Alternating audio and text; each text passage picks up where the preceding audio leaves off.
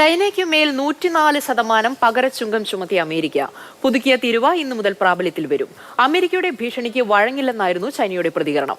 അതേസമയം തീരുവ ചർച്ചയ്ക്കായി 70 രാജ്യങ്ങൾ സമീപിച്ചെന്നും വൈറ്റ് ഹൌസ് വ്യക്തമാക്കി. അമേരിക്കയുടെ ഓഹരി വിപണി വീണ്ടും താഴേക്ക് പോവുകയാണ്. അമേരിക്കയുടെ താരിഫിന് ബദലായി ചൈന ചുമത്തിയ 34% താരിഫ് പിൻവലിക്കാൻ ഒരു ദിവസത്തെ സമയപരിധി നൽകിയിരുന്നു. പിൻവലിച്ചില്ലെങ്കിൽ 104% താരിഫ് ഏർപ്പെടുത്തുമെന്നായിരുന്നു ഡൊണാൾഡ് ട്രംപിന്റെ മുന്നറിയിപ്പ്. എന്നാൽ അത് നടപ്പാക്കി കാണിക്കാനായിരുന്നു ചൈനയുടെ വെല്ലുവിളി. 34% താരിഫ് പിൻവലിക്കാൻ വിസമ്മതിച്ചതോടെ ചൈനയുടെ വെല്ലുവിളിക്ക് അതേ നാണയത്തിലായിരുന്നു ട്രംപിന്റെ മറുപടി. എന്തായാലും ട്രംപിന്റെ താരിഫ് ഭീഷണികളോട് അവസാനം വരെ പോരാടാനാണ് ചൈനയുടെ തീരുമാനം. താരിഫ് ബ്ലാക്ക്മെയിലിംഗ് കണ്ട് ഭയപ്പെടില്ലെന്നും അടിസ്ഥാനരഹിതമായ കാരണങ്ങളാലാണ് താരിഫ് ചുമത്തിയതുമെന്നാണ് ചൈനയുടെ പ്രതികരണം.